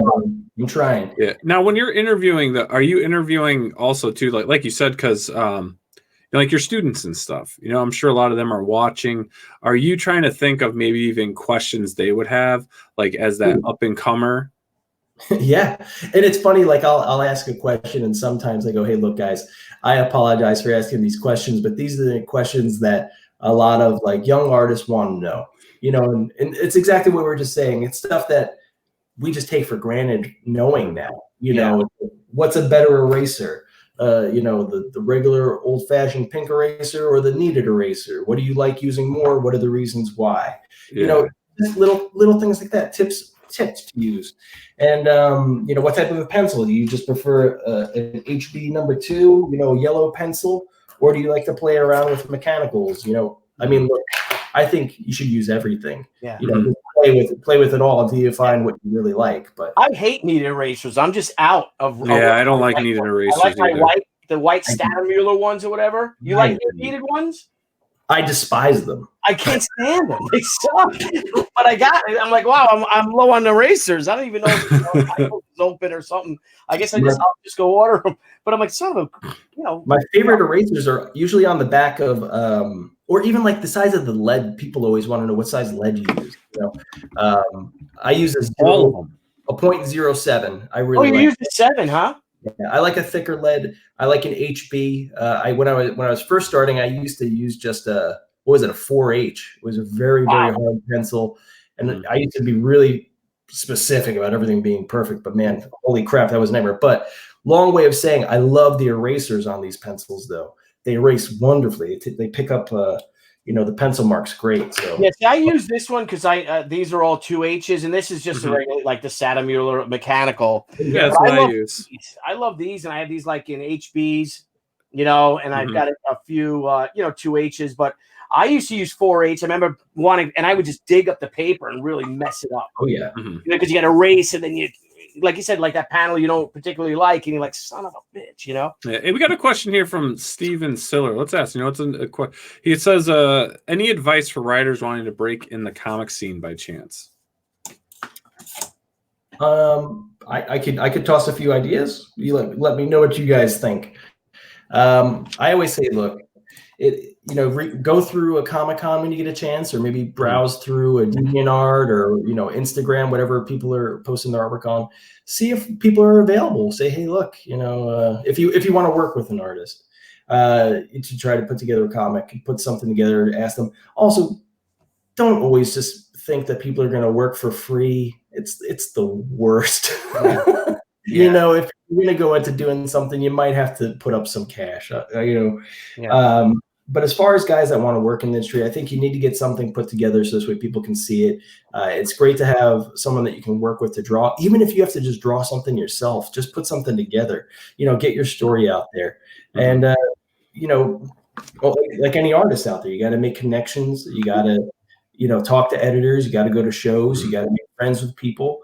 And I think that's really the number one thing, is just be cool with everybody and talk with folks. And network and find artists, find an artist you like, try to partner up with someone, man. Yep. Because again, maybe you can't afford to pay them, and it's tough. But Anthony, like I said, you were in construction. I did that too. Nile's in construction now. You're gonna ask someone to work on your garage. You know what I mean? You're gonna they're gonna charge you. Pretty much in every industry except for art, people are expected to be charged. Are expected to pay. And I get it, because we're following dreams here. It's like, if someone puts on a play. Well, I can't afford to pay you guys, but we'll put on a great play together, and that's part of the arts. It's just the way it is. But again, networking is a big thing. Go to the Instagram, go to DeviantArt, go to, pages like that, and just seek out artists, and it's all networking, right? Yeah. It's networking. Yeah, and if you're not published, don't be offended if you do, if you're on Facebook and you do get, a writer, someone you admire, does accept your friend requests, and you message them to read, can you read my stuff? Yeah. Look, don't be offended if they say no, because a lot of times they don't want to read unpublished work because they really don't want to subconsciously steal something of someone else's. Absolutely. Yeah. And they can get in trouble for that. They can get, Yeah. And it's not worth it. And another thing is too, it's kind of tough that you want to send writers your work to look at. Comics are so competitive. I mean, you're an artist, and if you're good, you'll get work. Right. If you're a good writer, you might not necessarily get good work because you might, the proof is in the art right here. Someone has a sketch. Oh, wow, that looks cool. What you're writing, how many editors have time to read all your words or something like that? So just be, don't take it personally if a writer is less than super warm to you, because they're so busy as it is, and they're busy hustling, and they don't want someone to take their job. And they'll tell you that you could be potentially a threat. And that's why I'm a big fan of, as we were talking, Anthony, web comics. If you could do a web comic, do your own books. Yep. You can even sample your writing. Look at Sora Song, right? She did Carnal Confessions. And what she did is she would just write a chapter and she would post it. It was free. And she built such a fan base. And yes, she did crowdfund that, right? But she also does, a lot of other work and stuff. At the same time, this was her first crowdfunding project. Her first crowdfunding project raked in over $50,000. Why? Because she actually got her writing out there for a couple of years, getting a chapter out, putting it on her Carnal Confession site, and built up the fan base so that when she did crowdfund, she got the money. Now, that's another way to go. Some people, there's a comment here, nowadays, if you don't build a crowd and crowdfund, it's actually from Statistical Zero, crowdfund, the companies say they will find you. I think it's very tough to break into mainstream. It is. It's the same thing with artists, that will find you. And I remember Brian Polito gave me a nice lesson that people are drawing Lady Death drawings and bringing it to him. Look at this. You think this could be a cover? And these are pros. And Brian's like, yeah, I get a lot of these. I got to be honest with you. And then you put someone in a tough position, and people have been sending me she drawings, and these are like pros and stuff. Hey, how about this? I think I'd love this to be a cover. And you're like, well, we're kind of replanning my covers for the next year because you only have so many you can do. And we went a little nuts on this book more than I wanted to do. But the thing is true is that get your name out there and let them come to you. Let the publishers come to you. You know, I mean, if it's for the majors or, you know, a company like Dynamite that are actively looking for talent, then go to the editors if you see them at a show, or submit if they have a submission network. You know, like Top Cow has that, you know, talent searches and things like that. But for the most part, just don't take it personally if you get rejection. And I went through it and I got a lot of rejections. And that's when I decided, I said, you know, the hell with this, I'm gonna do my own book. It's okay to get rejection. It's exactly what you're saying. That's another really big thing. And I'm sorry, guys, if I'm dragging on. No, this is great. But man, I got to say, like, as a writer or as an artist, you got to be able to take a critique. So many people come into, you know, the shows, or they bring in stuff to the school, and you got to show it. You got to be willing to show your stuff out. And if somebody comes to you and they say, hey, look, you know, your anatomy's a little wonky here, your perspective's a little bit screwed up, but they give you actual real feedback and they show you how to correct it. Number one rule is don't interrupt the guy that's critiquing you. 2, say thank you. And then 3, really try to process it and apply it to your artwork. You know, a lot of times people will start immediately making excuses. Oh, well, you know, that wasn't really my best page. Well, then you shouldn't be showing it. I mean, always really put your best stuff in there. And when you get to critique, look, if they're going to hire you, they're going to tell you they're going to hire you. But if they start giving you notes, hey, that's okay. Don't worry about that. Take the notes, apply it to your work, get better, come back and show that editor or whoever, art director, whoever it is that you're showing it to, that you're making those improvements and that you're trying. Because look, I truly believe that the people want to hire you. You know, I really think that these guys want to hire new talent. I think it's a great feeling. And so just work hard, get your stuff, make it better, make it the best that it can be, and always keep grinding. Never ever always, always. You know, it's when your work's getting critiqued and people are, I mean, that's how you grow. You know, the negative feedback, you know what, if you get negative feedback, take that, use it as fuel. You know, okay, what did I do wrong, and build on that and keep trying to improve. Don't ever take it as like, you know what, I'm never going to write again or draw again. You know, use it to build yourself up. Give yourself something. It almost gives yourself something to work for. And it's nice. And when you achieve that, and your work's being critiqued, and you're getting, you know, feedback on stuff, you know, it's always nice when you start getting more and more positive feedback, because you're absorbing. Like, it's not even negative feedback. It may be looked at as negative feedback, but you know, it's just a critique to make it better. You know, you're giving a piece to someone. They're trying to point out, you know, some flaws in it, if there are any, to actually help you, not to put you down. Exactly. That's what I was getting at, which I long-winded the hell out of. Jeez. There's one question that we get when I see people, and people have asked me, but it's a tough question to ask that everybody wants to know, and I'm sure your students want to know as well. How much money can you make? You know, if you're going to pursue a career, you know, that's a big thing. People look into it. You know, you want to take the police test. Well, how much do the cops make? You know, you want to go into to be a nurse. How much do nurses make? You know, that's a tough question when it comes to art and comic creators. And Nile, I got to tell you, I want to ask our guests all the time. You know, you get these especially the mainstream guys, like, so how much money? But it's tough. Know, right? It's a question, really, it's kind of a rude question to ask. But I know students want to know, because when I first decided to become a comic book artist, my mentor, whose name's John Tartaglione, longtime Marvel art director, inker, penciler, worked for Marvel for 40 years, from World War II until the early 90s, or like 1990, he worked for Marvel. And I remember asking him, well, how much would I get paid a page? You know, he showed me John Byrne pages and George Perez pages, and, you know, John Buscema pages and all. And he's like, they'll probably start you off at $25 a page. I'm like, oh my God, take me a week to do one of these pages. Is this what I want to do? You know, So it's one of those questions now that we got to figure out a way to get around and say, so, Jim Lee, how much are you making these days? You know, every finger represents 1,000. Tell me when to stop. Comics is an industry where you could literally make hundreds of dollars. Yeah. You know what it is, though? Like it's like being an actor. It's like wanting to be a musician. I mean, it's the entertainment industry. It is. Yeah. You know, except your medium is written in with imagery. You know, that's hand drawn or digitally drawn. You know, so it's just as competitive. Yeah. And it's a smaller industry. That it's getting smaller, I would say, in the mainstream, maybe picking up a little bit independently, because it is one I would say one media, in my opinion, that you probably can get more.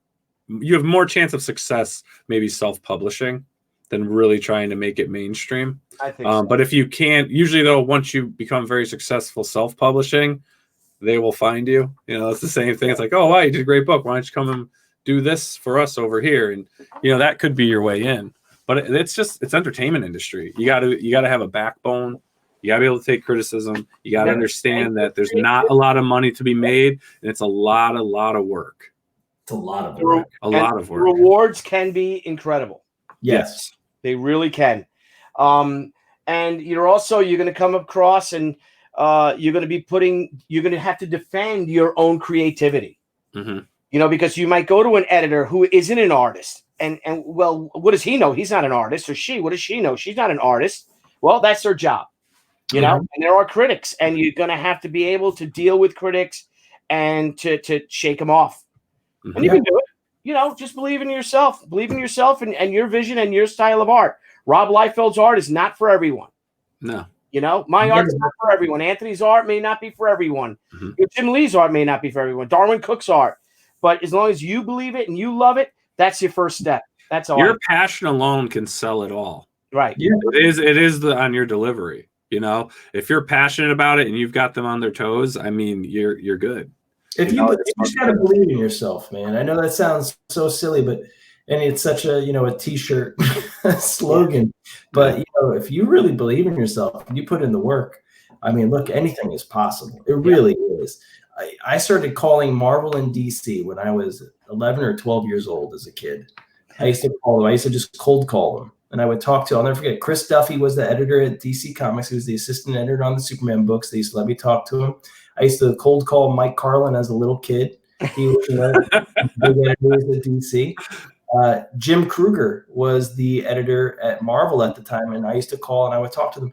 And these guys would give me tips as a little kid of what I should be doing and how to get better as an artist and whatnot. And I always appreciated any of those guys, even back then, taking the time. And it all started because my dad was fantastic. What a great man. And he would tell me things like, just call them, ask them questions. What's the worst? What's the worst that can happen? They're going to say no. Who cares? Call somebody else. Yeah. Truth. Who cares? Somebody says no. Who cares? Yep. Ask again. You got to be willing to take a chance. If you guys don't take a chance, it ain't going to happen. You got to be willing to open your mouth. You got to ask some questions. You got to say, hey, look, if I'm not ready now, what else can I do? Whenever a door closes, another one opens. There's a million opportunities out there. You just got to be willing to be receptive to it and take a chance, make that leap and do it. Mm-hmm. And another thing, a great lesson I learned too was, I went to school for illustration. And if you are fortunate enough to go to school to learn to draw, like to a school like Anthony's school, like the Kubert School, especially a hallowed school like that, listen to your professors. They know what they're doing. They know what they're talking about. They know what they're doing, and they're there for a reason. And they're there to get paid to help you. And that's why they took that job. And they want to help you. So take the criticism. Criticism's a big thing. Even now, now. I'm 36 years old. Yeah. And I'm still learning. That's right, the teen sensation. Yeah, you're a quarantine sensation. 36 years old. Oh, man. Well, speaking of art, though, we did get a fan drawing in by one of our viewers. The Mob Seat had sent an image in of she. I actually didn't mind if we could post it up. No, let me see that. Are you kidding me? Here we go. Boom. Shut up. Yeah. Did I see that on Twitter? Yeah. Oh, you gotta send me that. I did. Yeah, it is sent to you. You just got. Oh, that is fantastic. Oh man, I'm honored, dude. Thank you so much. See, doesn't that make you feel good? That make my whole day. Are you kidding me? Right? You just made my whole day. That's all. Thank you, Mob Seat. Thank you so much, Mob Seat. Oh, that's wonderful. That made my whole day. Can we just show Debbie that? That's great. Yeah. So fantastic. So for our viewers out there, we got some big announcements coming up. So stay tuned. I want to say it, but we can't. We can't say it yet. We got big news coming. Huge. We got big, huge news coming. And I was writing the press release today, and I sent it to Nile, and Nile started working on the press release. I hope. I know. I did. And after we're done tonight, I'm going to finish my part. Okay. Send it to Jeff Vaughn. And then we can send it to Jeff. It's actually funny though because Anthony's on the show, but he actually knows. Like I've actually sent some stuff to him for his opinion. And when do people expect the big announcement to be made? I'm thinking. I'm sorry. Now again, we've been bouncing back and forth. I think there'll probably be a promo up that's going to announce the announcement. We can make the announcement, but we don't have to say who our guests are till next week, which will give us a whole nother announcement. Well, we can't say the announcement tonight. No, save it. No. Yeah. No, we can't. We can't. We can't. Or can't. No, we can't. We can't even flash. We can't. Would you look at that? Look at that, Billy. I'm about to spill it. Look at that. Look at this guy. That's just something. Wow. You sound like that Texas guy. That guy. Look at that. Who's the guy? The guy that is, I think he's from Texas or Georgia. He's a real estate guy. He's really gay, but he's not gay. He's got the blonde hair and his kids. I have no clue. He's gay, but he's not really gay. He has blonde hair and kids. And he's got his things like, he's like, oh, will you stop? Stop that. Oh, no, you're not wearing that. What do you? I don't know what his name's called. What kind of shows do you watch, bro? I don't know. It's it's a real popular show on like E or something. Yeah, I don't watch that stuff. I kind of watch like war movies and MASH. I watch MASH. Yeah, well, I watched Santa Iwo Jima with Anthony Marques and the Ursat Sergeant Rock in the opening pages of. I don't know what you're talking about. I don't know what you're talking about either. I'm not saying anything. Sergeant Stone. Rock-like man. That's great. That is just so great. Yeah. So great. Does Brian Blevins know the announcement? He does. Team Crowdfunding Comics knows the announcement. Damn, bro, this is going to be fun. I mean, I can't wait. I've been pumped. It's been a lot of work. Yeah, I think it's going to be very cool. I think people are going to really enjoy it. I think so. It should be fun. I think so. It should be fun. It's going to be great. It'll be a blast. We'll have a good time, right, Anthony? I drew a fish creature. Let me see. Well, it's not very good. Let's see if I could switch this camera. I drew a rat creature. Did you really? Like a Jeff Smith? No, he's like a hulked out rat thing. I'll show you. I was doodling. Here's a little art for Steph Wilson. We should have been doing that tonight, Billy. We could have been drawing weird monsters and crap. I know. That would have been great. I'm sorry. Next time, would you come on and draw with us? Yeah, I would love to. This is in my special doodle book. Wouldn't that be a special doodle? It's a special doodle book. It's really thick, and I got it on Amazon. But you can't see because I've got you full screen. Look at me. I think you should. Look how big this sketchbook is. Oh my gosh! It's 600 pages, and I keep my doodles for my stories in here. That's like one rat guy I was working on. Oh, your rat guys, your enemy, right? Yeah. So I was working on I was doodling this idea on like this hulked out one. I don't know if you can see that. I was just messing with it. You know, like when you're like drawing and then you start shading and filling and shit before you even finish roughing it because you're just like, oh yeah, don't do that.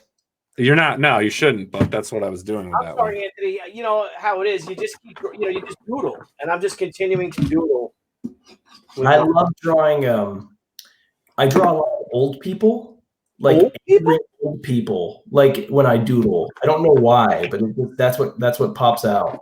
Like you really like old people, like with all the wrinkles and all. Yeah. Oh, it's so much fun to draw. That's so cool. much fun.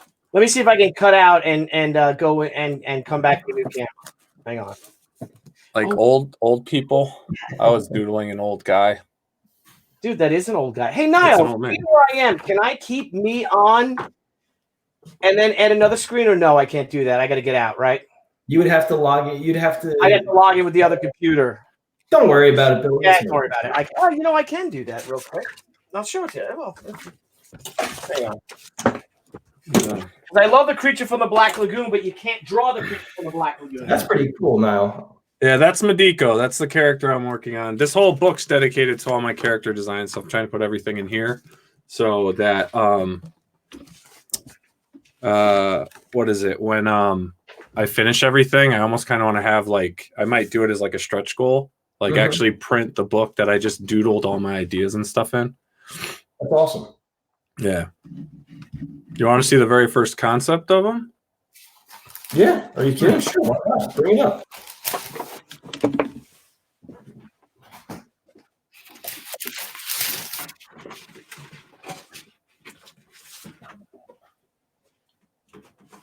That's my little fish man. Oh, that's cool. It's a little fish guy, you know, like a sea monster. But then again, who's the real monster, right? Now it's like we even forget that we're on live, right? I know this is like our after show. This is like our after show shit right now. Show. So A little fishy. Oh, look at that. Hang on. A little fishy guy. So look at that. Look at that. So he's like Finhead. That's his name. Like Finhead. He's got two fins on his head, one there, and then his head is the fin, like the Rocketeer. So it's like a Rocketeer fish, man. Man, I got to tell you, I'm drawing a page right now, but no, I'm not. Oh, look at that! Look at that! The little crest in the front. Yeah, he's, you know, like a fish. You know, I'm a big fish guy. I'm into the fish. Yeah. I'm gonna go fishing this weekend. I like fishing, Bowie. I like fishing too, Nile. So this little scratchy doodle was my very first rendition of Medico, right? And then I would just started messing around with like different heads and trying to get like designs and styles set for them. And then this I've actually shown on the show before, but this was like my first kind of like I guess little page of him I did. Can I make you the big screen, or only you can do that? Hang on, now let's. It's right here. Oh, sweet! If you can see. And I never finished. I didn't finish this. It's just kind of like it just reminds me of when did I first draw this one? Yeah, when did you draw that one? This drawing was done November of 18. So that's how long I've been working on the designs and stuff for the characters. Going back and forth. And I don't want to show the other stuff yet, the new stuff that I've been working on with him. Because I really want to kind of set up like a nice thing on the show when I'm ready, like before launch of the campaign. So I don't want to give too much away because I feel like if people know too much about it, I don't know if like they'll be as interested in backing it. You know what I mean? No, yeah, like I saw that. Yeah, no, I want to present everything around the time that everything's about to pop. You know what I'm saying? Yeah, the big reveal. Oh, right. Last thing I'll show you. No, don't go full screen. Come on, get out of here. Whenever I work, I'm sorry, Anthony. I didn't mean to do that. When I work, I usually will draw like a tiny thumbnail, like a little tiny rough. Then I blow it up on a photocopy machine. Okay? So you draw? Do you draw it on a little tiny rough? How big do you draw your thumbnails? I think I had to blow that up like 250%, something like that. Do you draw it on like Xerox paper, or what do you draw it on? I just draw it on like a little piece of Xerox paper. Then I'll do something like this. Then I blow it up. Then I start refining it because I'm a crazy person. And then I also love drawing on tracing paper. I think tracing paper has a really lovely finish to it, and the pencil moves great. And I love drawing with colored pencils. So then I'll go in and I'll start trying to make sure I get all the placement right, and then I'll do a nice refined drawing, make sure I got the face right. Then I go over to my sun table, which I'm going to start calling it instead of the light box. I love it. And then, I'll put it through. I light box it, and I get the drawing on there just right. Same thing with even something like a panel like this. It looks really simple, but having to get a face crammed in there just right is a real pain in the ass. It is. Yeah. It is. Yeah. I will actually draw out the entire head, so this way I get it just right. Oh, wow. And then I'll go back in, and then I light box that through to make sure it's perfect. Same thing with even trying to figure out the expressions on a character's face. I wanted to get a little bit more of a lean to this character right here. So originally I was going to have him lean in forward a little bit more, but I thought, or maybe tilt his head.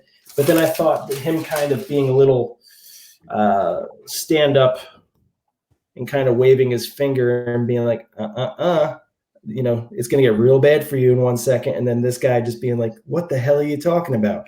And on the next page, he gets slammed in the face with a champagne bottle. And then Cato comes running in the back and kicking his other dude in the back of the head. So it's going to be really cool. Say what? Is Cato a real badass, as he should be? Oh man, there's going to be a sequence in here where like they're getting their butts kicked in the story, in the series. And they wind up like basically taking, the blades off of a lawnmower, and he wraps them like on his arms. So this way he's got like big things, and he's all shot. It's going to be wild. Man, that's awesome. Really cool story. Oh, that's great. So that's all I got. Fantastic. All right, fellas. Well, awesome show, man. Anthony, it's always great having you on. I love coming on here. Really, I love talking with you guys. And look, I'm sorry if I bore anybody. I really do. I'm really sorry. Not at all. Not at all. And what you're doing with the school and opening up stuff to the public, I mean, it's amazing. You guys get on there. You can get on their emailing list. If you go to the website, the links are in the description of the show. Keep an eye out, whenever these courses come up, because, they're skill courses. If you want to learn something that you want to get more proficient in, I mean, jump on it. Only 10 a course, right? 10 students in a course. Sure. Class, sorry.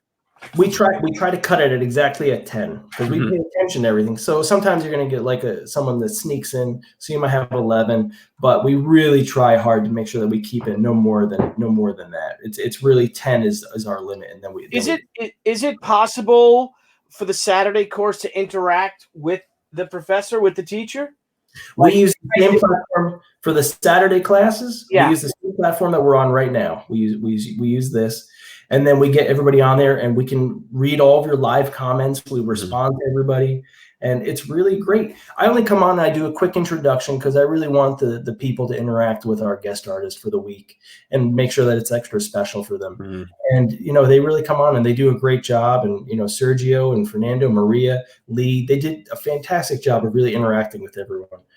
I appreciate that, Mom C. What about this one? There you go. That would be awesome.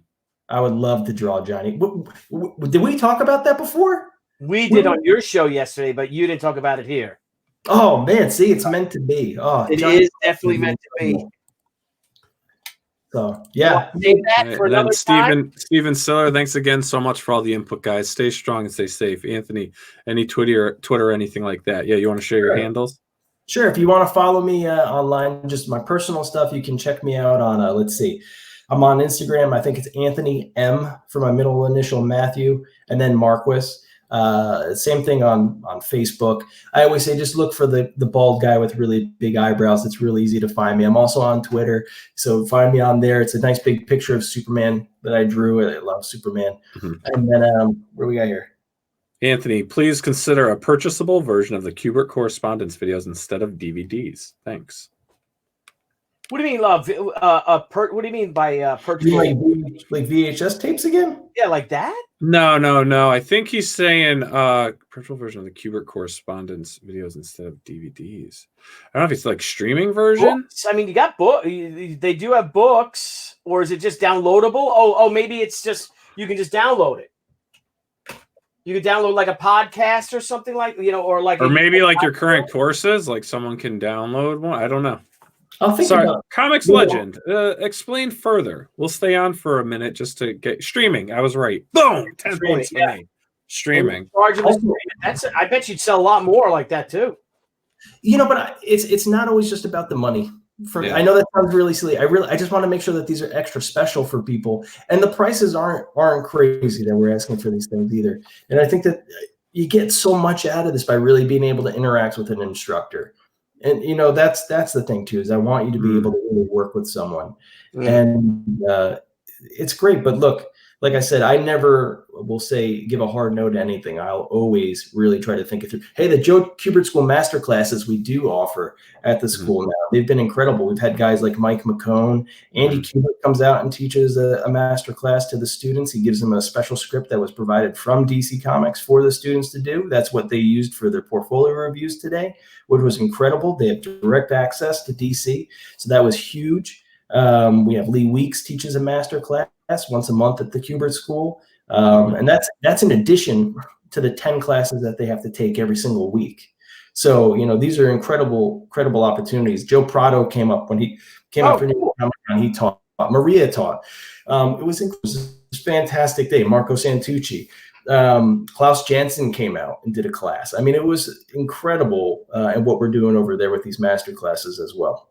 You know what, Anthony? Once we get off the air, I just got one of those, you know what you should do ideas.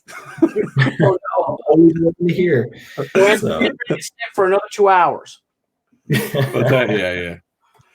No, but thanks again, Anthony, for coming on, man. This is great. We, like I said, man, we love having you on. We love chatting with you.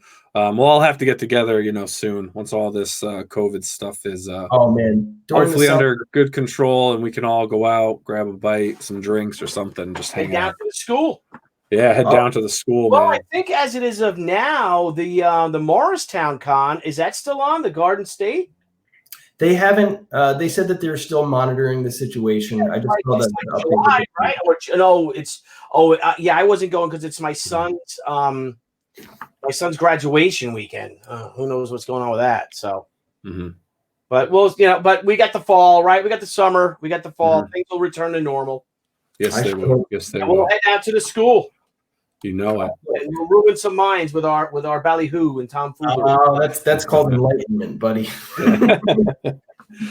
All right, guys. Yeah. So everyone, thanks again for tuning in tonight. It's great seeing everyone. Mob Seat, thanks for that great drawing you did for Billy. Yes, thank you. And again, man, King Crow, Steph, Comics Legends, Mob Seat, Statistical Zero, TJ James, Steph Wilson, Hero and Burr. Who else we got in here? Steven Siller. Blevins, of course, the great Brian Blevins. And we got so many great people in the chat here. If I didn't get to, I apologize. But just great interaction tonight, great questions, and we look forward to having another great show with you guys. And Comics Legends, thank you, great interview. And please, if you get a chance, get to that Kubert YouTube channel. They've got great interviews with some of the best creators in the industry. I mean, it's a really good show. I enjoy it. I usually put it on and watch it. And it's awesome. I mean, man, you're killing it, dude. Yeah, and give the you're killing it, man. Give the Saturday class. I mean, you don't have to be an artist, right? Just enjoy yourself. No, just sit back, relax, and have some fun. If you got a kid that loves to draw, if you just love to draw, if you want to sit there and watch it with your dog or your cat, who cares? Just sit down and have a good time. Relax. That's the whole point. I'm trying to I just want people to relax and just enjoy the moment. Take your mind off of things that are going on out in the world. And we Metal Hero. Yeah. We didn't get one dislike. Now give it time. It'll come. There's always that one. We have that one where I think he's just like, and then he sings away. All right, guys. You guys are great. Thank you all. Awesome. And we will see you guys all tomorrow night. I'll get the promos posted up. And we've got the 6-Gun Gorilla on, so it should be a good time.